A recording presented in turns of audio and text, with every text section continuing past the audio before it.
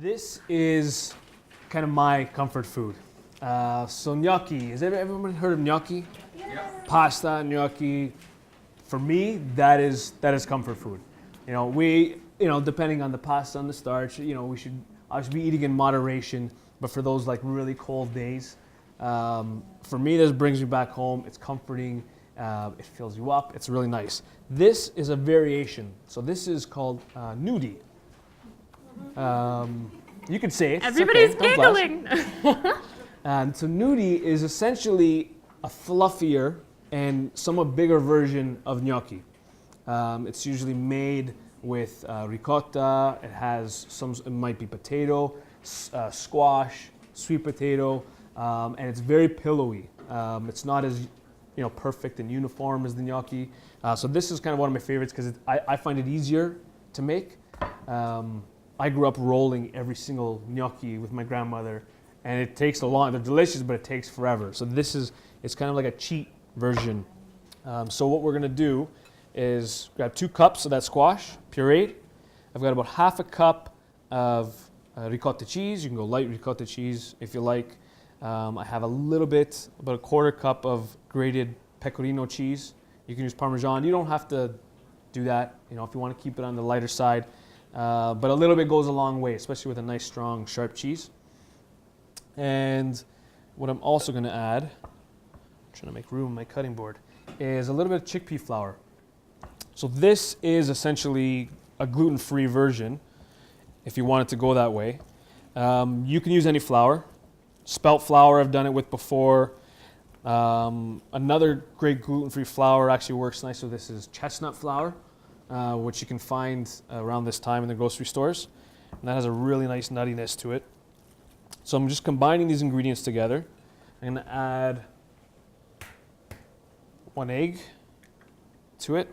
That's going to help bind it, give it some richness. You want to, continue kind of stirring it together. You can do this in a food processor as well. It's actually a lot easier in a food processor.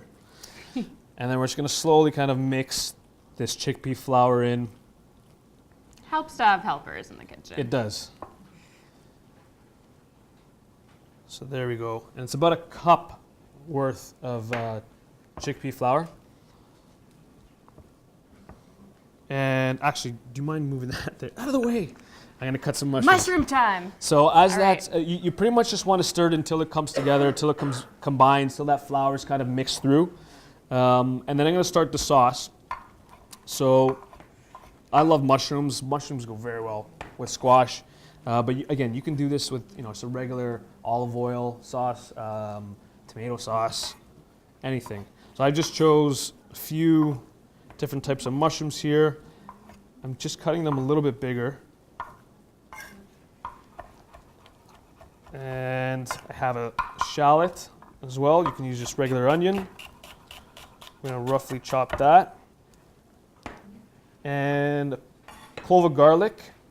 Just use the knife and give it a smash. Now, if you do have time, a little tip that Christy's pointed out before is actually do this first and let it sit for a little bit. Why is that? The reason being, so we mentioned garlic does have some compounds that may help to, reduce cancer risk, help to prevent cancer cells from growing. There's been some studies in the lab and in the animals suggesting this. And so some of those active components, they've done research showing that if you crush the garlic and let it sit for a few minutes, that some of those active components start to come in contact with each other and become more powerful. So if you're gonna crush your garlic, cut some other vegetables, let it sit for a bit, and then throw it into your recipe, and you're gonna get the maximum benefit from every clove. So I've got my mushrooms, my shallots, that clove of garlic into a hot skillet. And just make sure not to overcrowd the mushrooms. It was kind of the same concept as the root vegetables. You just don't want them to steam and get mushy. Mushy mushrooms aren't good. I had to say it twice because they just don't taste good. So you want to get some caramelization going. So make sure that they spread across the pan. It's just like you on the subway. You want a bit of room. You need a bit of room. Mushrooms feel the same way. And we're going to add just a little bit of salt, little bit of sea salt there, and we can go with some nice woody herbs. So this isn't something that you would add basil to or cilantro. Those are delicate herbs. Those are nice to finish the dish. You want something that's a little bit stronger that'll pair really nice with the mushrooms. So anything, rosemary is good.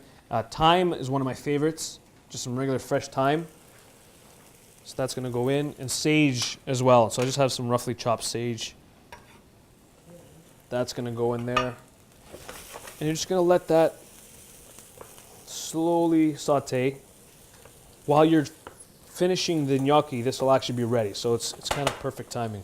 Beautiful. We have some sun-dried tomatoes and a little bit of lemon. We're going to add that a little bit later.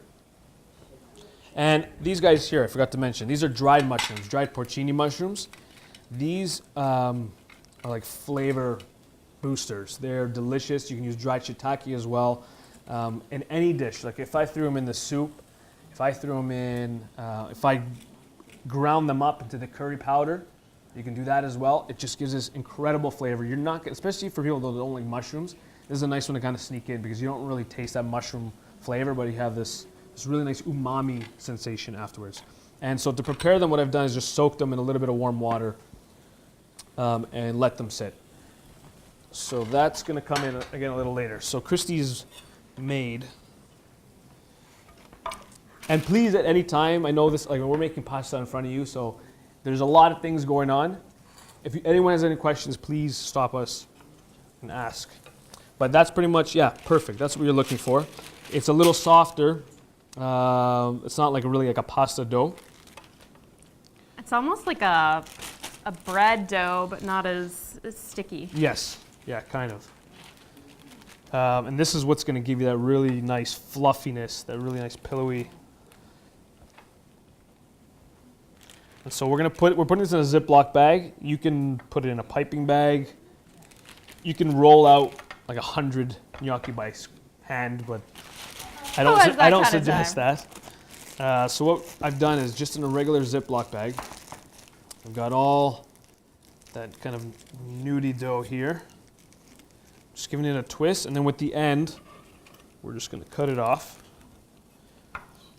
Do about like a ½ inch, and then get rid of that plastic right away. Otherwise, it'll end up in somebody's plate. And so what we're doing is just put a little bit of that flour down. You can do this on a cutting board. I thought the parchment would help. I think it's causing more problems. Gotta strap it down or something. And you're just going to roll out these kind of gnocchi logs, if you will. You can do it two ways. You can do it that way. We tried earlier to pipe it and cut it into the boiling water, which is faster, but you're going to get a lot of boiling water splashing back on you. We have scars. Yes. This actually works pretty nice. And so just sprinkle it on top. Because it is so wet and because it is so delicate, you want to make sure it doesn't stick. And you can just use a spoon. Kind of roll it a little bit and just separate little pillows. That's all it is. And it looks like it's going to be way too soft. It's not going to work. I'm praying it's going to work. It worked before, so that's it. And just make these little pillows. And so you can do, pipe out a few lines. Beautiful. And you can tell, like Jeremy was saying, this gorgeous, bright orange color is a hint that very rich in antioxidants, such as beta-carotene, which your body converts some of that into vitamin A, which is an antioxidant. It's also, this beautiful squash is rich in two phytochemicals or plant nutrients called lutein and zeaxanthin. So all of those nutrients together actually help to fight off free radicals or basically damage from the environment, from pollution, aging. It just happens in our day-to-day lives. These antioxidants fight that off, protect our cells, but in particular, they protect the cells of the eyes. So these nutrients have been shown to reduce your risk of macular degeneration, which is basically, one of the most common causes of worsening eyesight as we get older. So I've just dropped the little Gnudi pillows into some boiling water. It doesn't take long. It takes probably about close to a minute. As soon as they start floating, let them sit for about 20, 30 seconds, just so that they cook fully through and they solidify on there. And then you can throw them right into the sauce. So you can see those mushrooms there. I'll just show you. See how they're not soggy, they're not mushy. You have some really nice color. It's because I didn't overcrowd that pan. And so at this point, we're gonna add some of our sun-dried tomatoes. I'll try to do this quick. And now, I mean, we did this pretty much in front of you in like 10 minutes.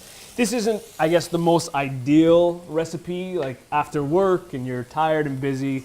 I don't know if anyone's gonna be willing to start making pasta from scratch, but this is a really nice one. I mean, pick a Sunday, you know, on the weekend or whatever, and it, you know, doesn't take too much time. It looks like it takes a lot more time than it does. So try to make it from scratch. Again, you know, it's a great gluten-free option, and you're getting a lot of that. You're packing delicious, in the nutrients, yeah. which, you know, you won't be getting this variety in a typical pasta. But So that's it. That's the dish. I just, you know, peeled a little bit of